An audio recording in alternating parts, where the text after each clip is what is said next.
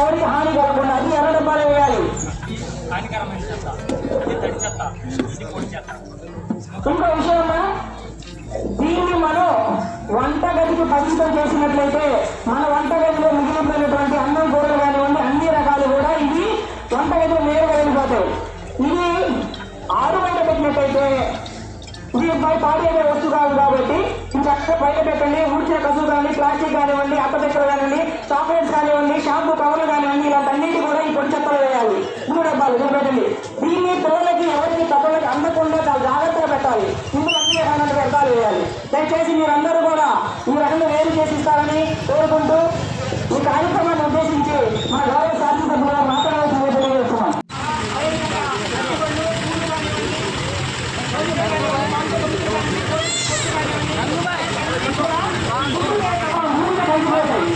అందువల్ల కుళ్ళిపోయే స్వభావం అన్నింటినీ కూడా మనం గ్రీన్ డబ్బాలు వేయాలి.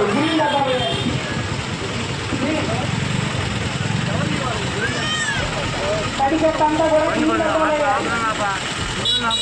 నెక్స్ట్ అదేవిధంగా పొడి చెత్త భూమిలో కలవలేటువంటి వస్తువు అనమాట.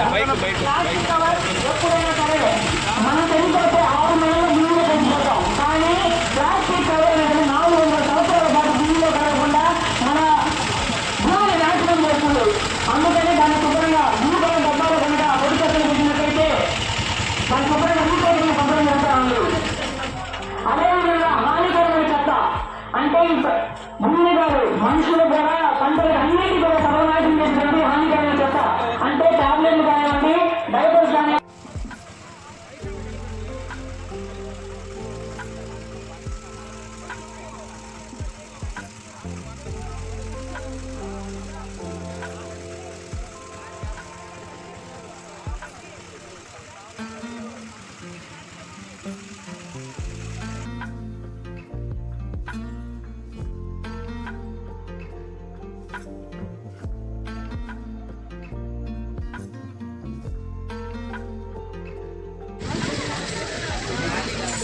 Okay sir. Okay sir.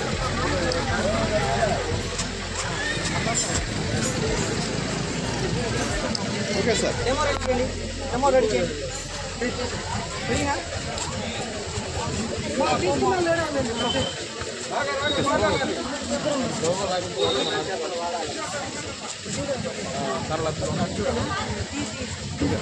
Okay sir.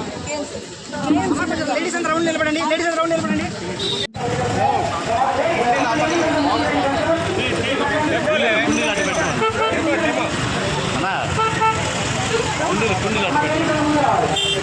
డబ్బాలు అడ్డు పెట్టు.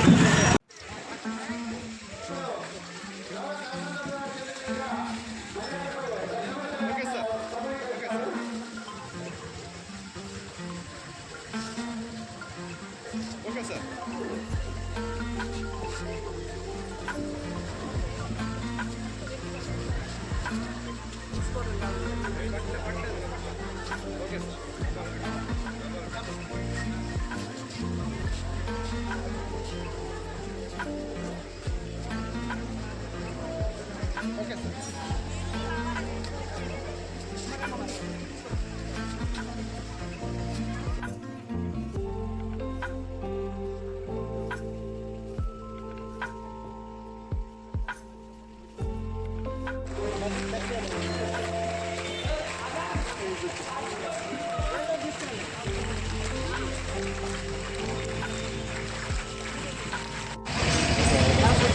సార్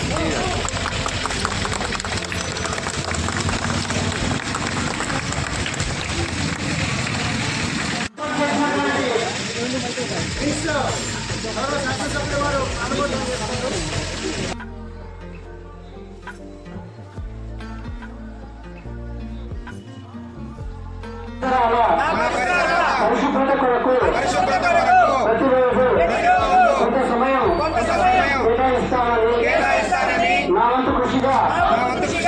స్వచ్ఛతా కార్యక్రమాల కొరకు శ్రమదానం చేసి పరిశుభ్ర ఆంధ్రప్రదేశ్ సాధించే సంకల్పానికి కట్టుబడి ఉంటానని ఈ రోజు పరిశుభ్రత గురించి నేను వేసిన ఈ ముందడుగు ఆంధ్రప్రదేశ్ రాష్ట్రాన్ని శుభ్రపరచడంలో సహాయం చేస్తుందని నమ్ముతూ ఈ రోజు నుండి నా తోటి వారికి కూడా స్వచ్ఛతపై అవగాహన కల్పించడానికి ప్రయత్నిస్తానని మన ఆంధ్రప్రదేశ్ స్వచ్ఛ ఆంధ్రప్రదేశ్ గా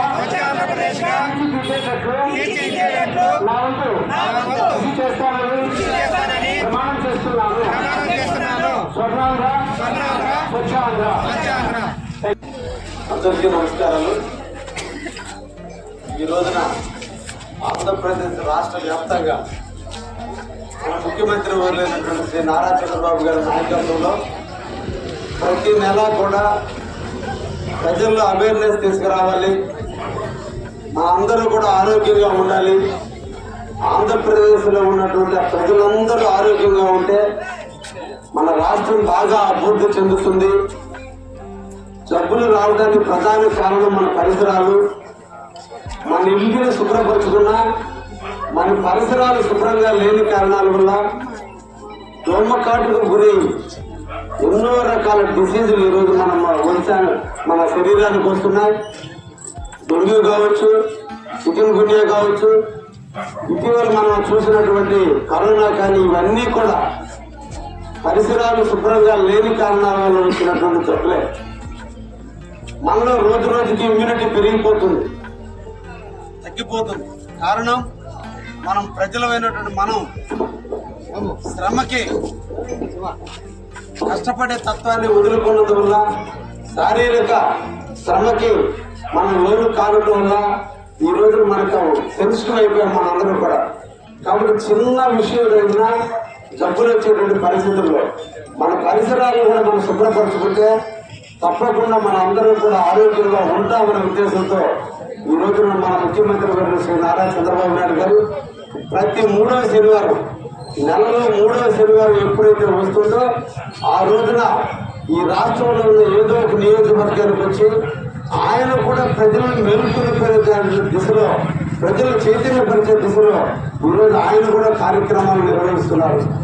మన కోసం, మన బిడ్డల భవిష్యత్తు కోసం, మన జీవితాల కోసం, మన ఆరోగ్యంగా ఉండడం కోసం నడుము కట్టిన నారా చంద్రబాబు నాయుడు లాంటి ముఖ్యమంత్రి జరగడం మన అందరి అదృష్టం.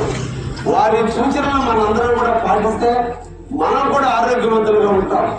మనమంటూ సుఖంగా జీవించగలిగితే మన బిడ్డలకు మంచి లైఫ్ అందించగలం, మన కుటుంబాన్ని మనం పోషించుకోగలం, మనం సుఖంగా జీవించడానికి అవకాశం ఉంటుంది. అందుకని ఈ సందర్భంగా మిమ్మల్ని అందరినీ కోరుకునేది, మనకు కావాలని మనం ప్రేమిద్దాం. మనకు కావాలని మనం ప్రేమించడం అంటే మన ప్రాంతాన్ని మనం ప్రేమించాలి.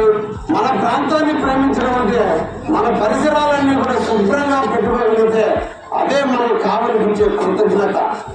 కావలి ఈరోజు ఒకప్పుడు ఈ ప్రాంతంలో తొట్టి ఉంది, ఈ తొట్టిలో చెత్తను తీసుకొచ్చి పెడేస్తే ఆదివారం దానికి సంబంధించిన చెత్త ఎత్తే వాళ్ళు రాకపోతే అందులో కుక్కలు వచ్చి వాటి ఎందుకు చదివితే ఈ ప్రాంతం అంతా కాగితాలమయం, చెత్తమయం అయిపోయింది. మీ అందరి కోసం, మన కావలి కోసం ఈరోజు కొత్తగా రాష్ట్రంలో ఎక్కడా లేని విధంగా ఇక్కడ ఈ బ్రీఫ్ కేసులు లాంటి బీరువాలు లాంటి దాన్ని పెట్టి మీ చెత్తంతా తెచ్చి దీంట్లో పెడితే ఏ టైంలో అయితే ట్రాక్టర్ అధికారులు వచ్చి ట్రాక్టర్లు వేసుకుని మళ్ళా బిల్లులు అక్కడే పెడతారు. మళ్ళీ మీకు ఖాళీగా ఉన్నప్పుడు మీకు తెచ్చి పెట్టినా లేదా దానికి సంబంధించిన శానిటేషన్ వచ్చినప్పుడు వాళ్ళకి మీరు బిల్సులు అందిస్తే వాళ్ళు దాంట్లో భద్రపరచడం జరుగుతుంది. గాలికి కానీ, కుక్కలకు కానీ లేదా పందులకు కానీ అవకాశం లేకుండా గడి పెడుతున్నారు. కాబట్టి ఎవ్వరికి కూడా చెత్త రోడ్డు మీద రాకుండా చేసేదానికి ఈ కార్యక్రమాన్ని కావలిలో ప్రారంభించడం జరిగింది. ఇదంతా కూడా కావలి ప్రజల కోసం, కావలిలో జీవించే ప్రజల కోసం తీసుకున్న పథకం. ఇది అమలు చేయాలన్నా, ఇది సక్సెస్ అవ్వాలన్నా ముఖ్యంగా మా తల్లులైన మహిళా తల్లుల చేతుల్లోనే ఉంది. ఇది బాగా జరుగుతుంది అంటే మీరిచ్చే ప్రోత్సాహం బట్టే ఈ పథకం బాగా సక్సెస్ అవుతుంది.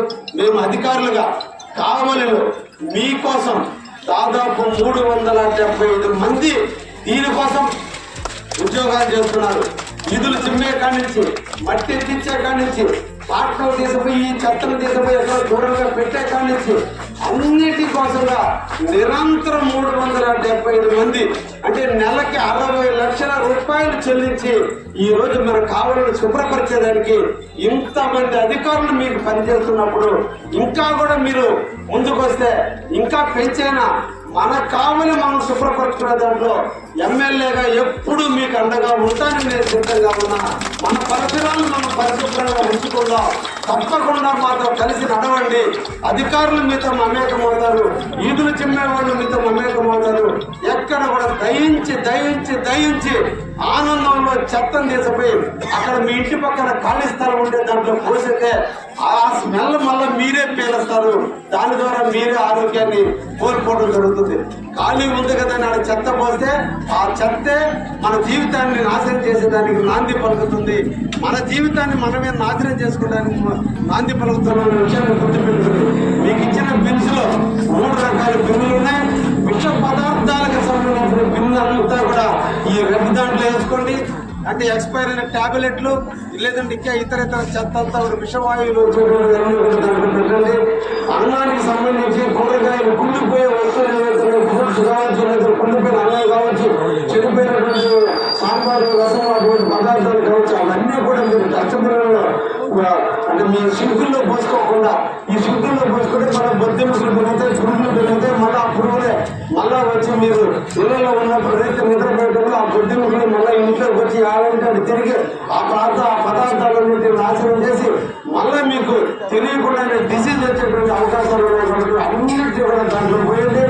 అదేవిధంగా పొడిగి పేపర్లకు సంబంధించి ఇతర పొడిగా ఉన్నటువంటి అన్ని కూడా పెట్టింది. ఈ కావలిలో మీకోసం 375 మంది కూలి వాళ్ళు, 375 మంది అధికారులు మీకోసం నిరంతరం పనిచేయడానికి సిద్ధంగా ఉన్నారు. తప్పకుండా మన కావలిని మనం కాపాడుకుందామని చెప్పే సందర్భంగా మహిళా తల్లులందరినీ కూడా కోరుకుంటూ ఈ స్వచ్ఛాంధ్ర ఆంధ్రాలో కావలి ఒక స్వచ్ఛమైన కావలిగా ఉండేదానికి మనందరం పనిచేద్దామని ఈరోజు మీ తల్లుల కోసం మా బిడ్డలైన పిల్లలు కాలేజీ చదువుకునే బిడ్డలు కూడా ముందుకు వచ్చి ఈరోజు అవేర్నెస్ క్యాంపు వచ్చినందుకు ఆ బిడ్డలందరినీ కూడా ప్రత్యేకంగా అభినందనలు తెలియజేస్తూ రేపటి తల్లులు మీరే